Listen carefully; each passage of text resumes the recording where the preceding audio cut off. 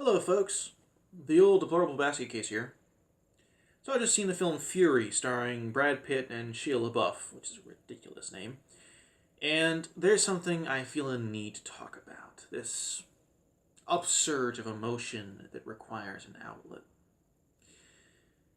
Americans in World War II did not massacre German prisoners. Some American soldiers did kill some German prisoners. It did happen. Very rarely. Almost always after the Nazis massacred American prisoners or Americans liberated a concentration camp and saw exactly what the Nazis had been doing. But anyone watching this film, we left with the impression that American soldiers were just as eager to massacre prisoners as the Nazis were on the Eastern Front. Which is not true. Oh my God. There's one scene where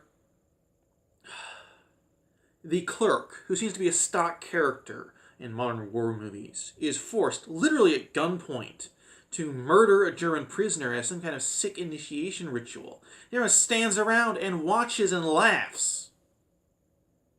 It's sick.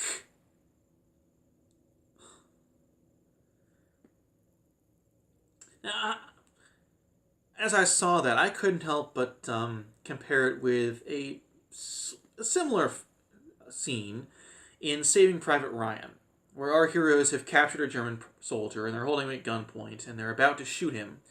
But it's completely different. It's completely different.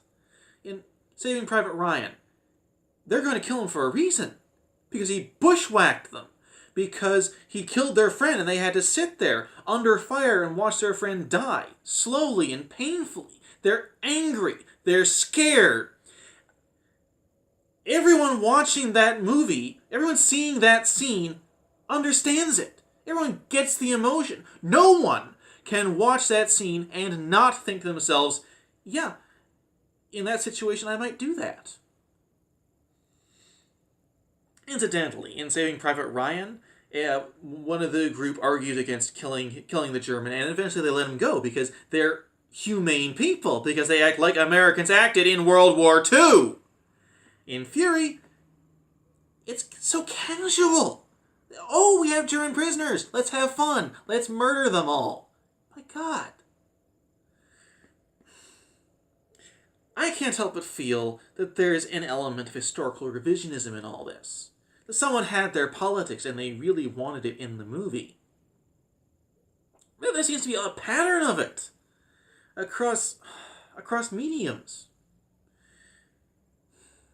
Okay, technically the plural is media, but given the connotations, other usages of the word media, I thought it would be easier to understand if I said it like that. There's an article I read some time ago. Some person wanted to disprove the myth of the greatest generation, wanted to show how horrible, awful, and evil Americans really were in World War II. And as one example of the awful things Americans did in World War II, this person held up the fact that there were 174 reported rapes in Normandy. Anyone who knows any math at all is hearing that and saying, so what? See, rape is bad. Any rape is bad. But 174 reported rapes out of an army of over 4 million men. That's not an epidemic. That is a very small number of assholes in the midst of a very large number of good people. Now, I mentioned this to my sister, and my sister got really mad. She said, if this person actually wanted to talk about rape in World War II, this person should have talked about the Eastern Front.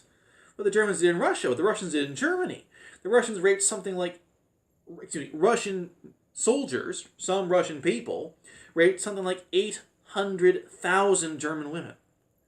And I said, yeah, if this person actually wanted to talk about rape in World War II, this person should have done that. This person did not want to talk about rape in World War II. This person wanted to talk about Americans are evil and wanted to rewrite history to prove it. And, well, it's not true. Americans are good people. We have always been good people. And America, the USA, is the greatest force for good in history. Yeah, bad decisions, stupid decisions, assholes doing assholic things.